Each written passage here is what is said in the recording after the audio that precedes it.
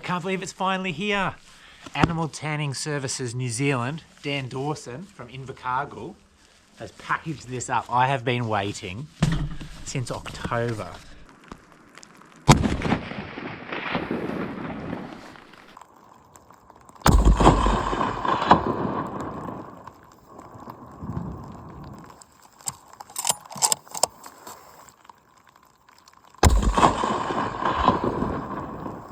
Yep, that's right. That's the second shot put into the edge of the cave at 440 metres.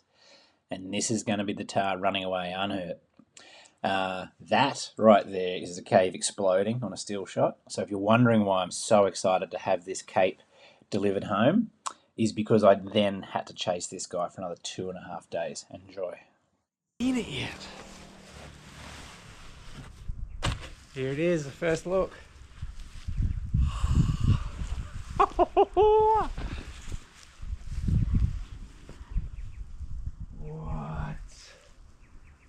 How good? Look at this bloody big animal, look at it.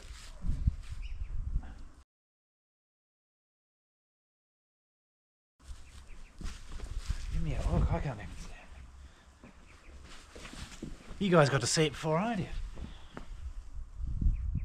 Oh, yes.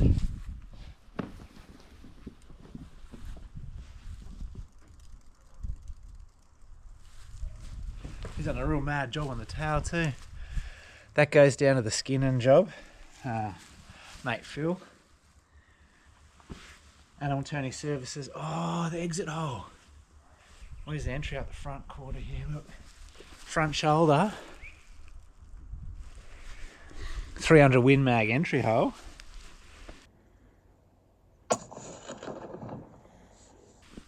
And the guys have done, look at that.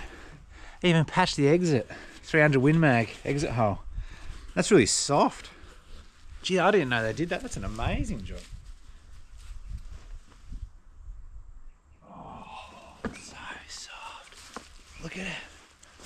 It's so soft. Look at that.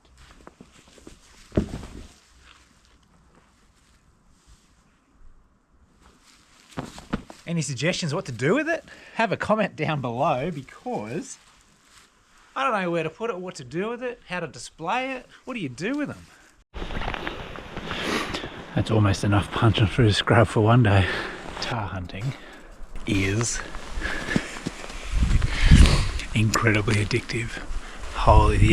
So the Tahr skins arrived, and I thought I'd bring out the head. This arrived before the skin did. Obviously it takes more processing, and I couldn't have been happier with the work. 12 and a half, absolute dream animal. If you want to see the adventure, follow along. This is a brief behind the scenes, quick catch up video. If you want If you want to watch the whole video, it's already on the channel, but this one has some never seen before stuff, the skinning and everything that went into it. So another little adventure to follow along, guys.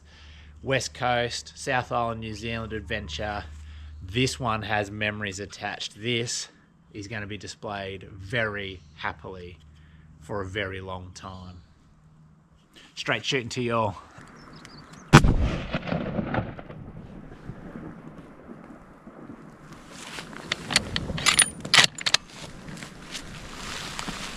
First things first though, quick flight from Australia over to Queenstown, drive over the Huss Pass, and us spoilt brats were helicoptered in to save the legs so we could chase a bit harder and a bit longer each day and enjoy ourselves. Here's the boys, let's get after it. That's tough going, but you want a Tahr, you got to go with a Tahr lift.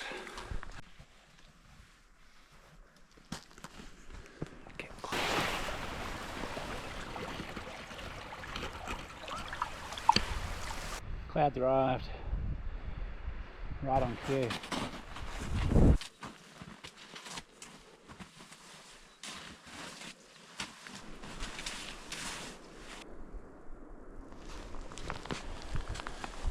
Here we go. Each day was set up the same, pre-dawn start, walk up into a glassing position, different every morning, and trying to get a bit of an assessment on trying to pick something that's worth going after, putting the effort in for. The 50x spotting scope, the binos, everything we've got within our willpower.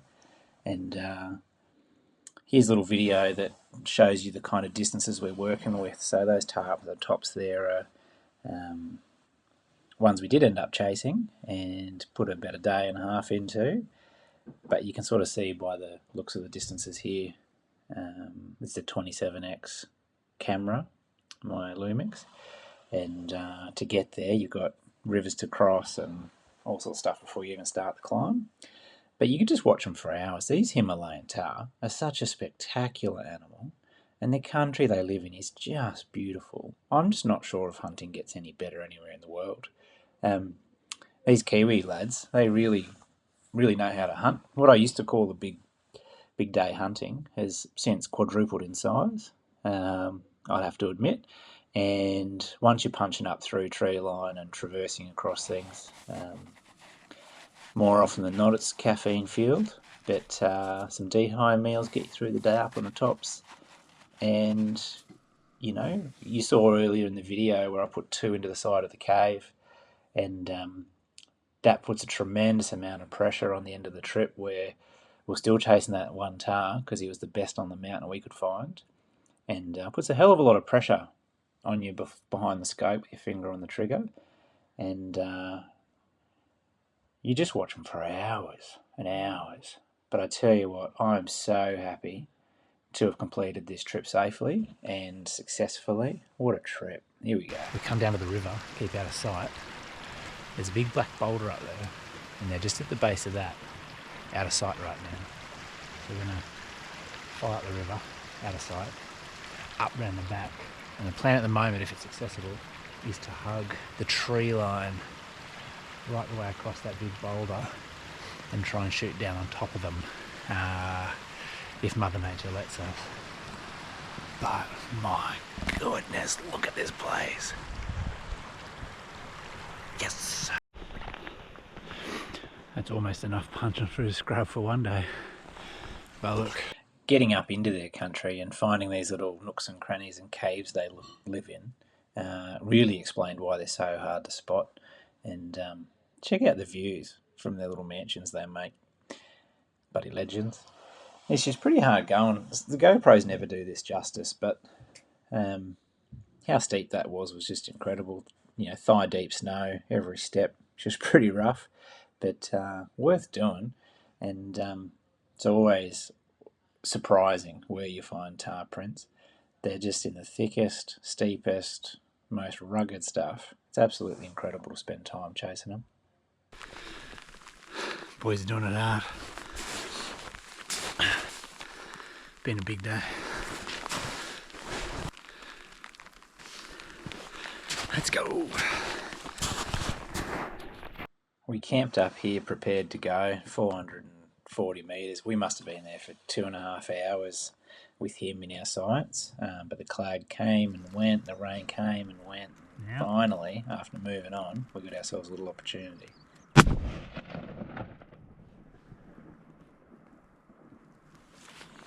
Here's the footage through the spotting scope at 50x. After it had been raining on and off and clagging on and off, and we'd moved a bunch of times, and he's finally popped out from his little cave, and got a bit wobbly here because it was all action. We're getting later and later in the day, later and later in the trip, and I ended up pulling the trigger as soon as he got broadside, and Phil on the camera wasn't quite ready. I should have waited for his instructions as we talked about, but you can see the blurry shot there, and he bailed up just off camera. And the shot felt fucking excellent. Yeah. So that goes that one. If he's not dropped a few minutes from where he is, he's fucked.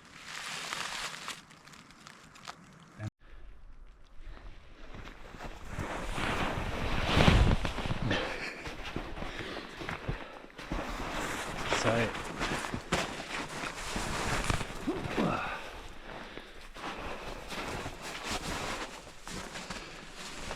tahr bed and these little caves. Look at the view that the tahr live with. Legends. Oh my god. He dropped on the spot of the shot. I was so worried. Oh my god. I haven't even seen him. I've seen feet stick out the top of a ledge. Make our way up and around the last push of the recovery. Couldn't get any more spectacular. Oh my god, that's Tahr hunting. This was a pretty precarious position to be in here. Just off my right foot is a sheer drop of about 12, 15 metres, something like that.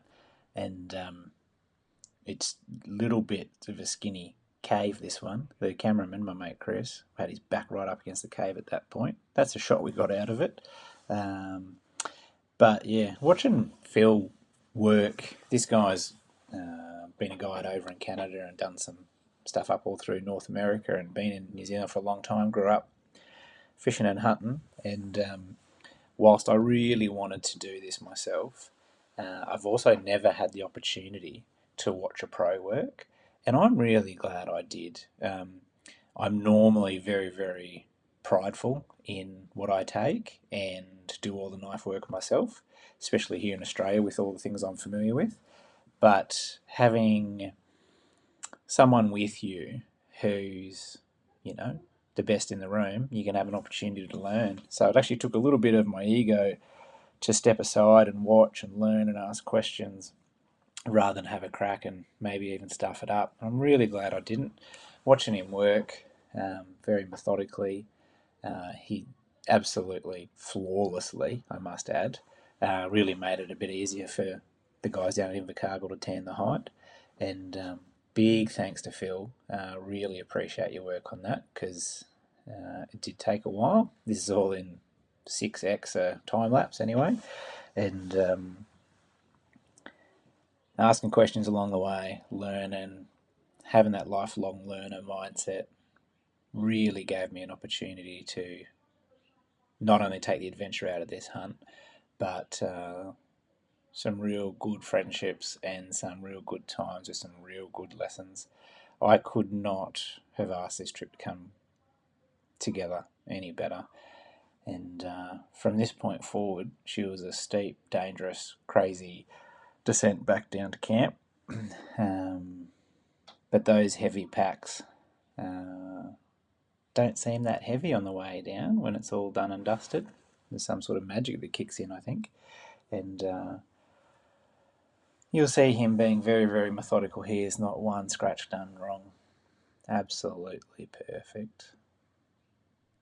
What a pleasure to watch. And there it is, all done. Separated, getting the last bit of heat out of it before we rolled it up. And I was whittling away at the head there for a while before the descent started. Thanks so much for sticking it out. If you can give the channel a subscribe, I'd really appreciate that. It's the subscribers that I need up. Some likes and comments would be great too. But if we can have you pop over and watch a boot review, if you're looking for a new pair of boots, they're the lowers that I was wearing. There's a 2026 fallow deer rut that I videoed this year more recently. And if you want the full version of the Tahr hunt and you haven't seen it, it's got some similar footage, but it's ticked together like a follow along the whole trip. That link's here too for the full length Tahr trip. Absolutely bloody appreciate all of you. If you stuck around this long, you're an absolute legend. And give us a little comment. Tell me what to do with that Tahr hide. It's gorgeous. Just don't know what to do with it.